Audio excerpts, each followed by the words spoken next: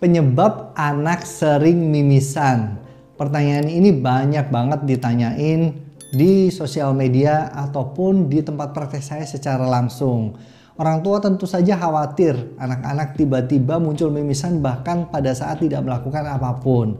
Jadi yang pertama nih, mimisan bisa diakibatkan karena kebiasaan mengorek hidung.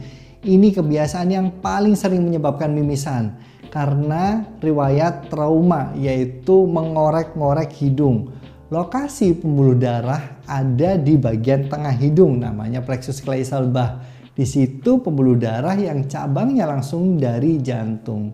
Kalau kegores dikit aja itu bisa terjadi perdarahan yang cukup hebat. Dan paling sering anak diakibatkan karena mengorek hidung. Penyebab kedua diakibatkan karena faktor alergi.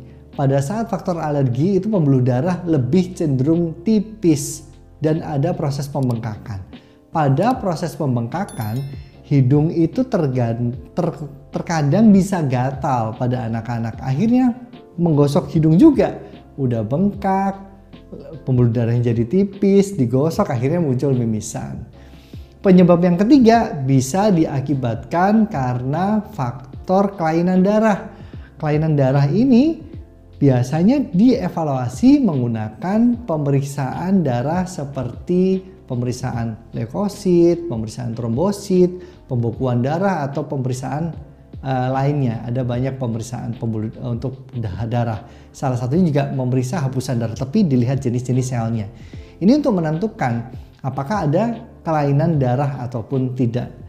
Nah, yang terakhir bisa juga diakibatkan karena faktor genetik, bawaan dari orang tuanya yang membawa pembuluh darah yang lebih tipis daripada orang yang normal. Sehingga pada saat mungkin kecapean, kena panas, pembuluh darahnya agak melebar dikit, udah mimisan. Jadi kalau orang tua ada yang merasa anaknya sering mimisan, mendingan dicek dulu ke dokter. Boleh ke dokter THT, boleh ke dokter anak. Nanti dievaluasi nih, emang ini kecenderungan ke arah murni daerah hidung saja, apakah karena kelainan darah ataupun karena faktor genetik. Nanti akan dievaluasi lebih lanjut.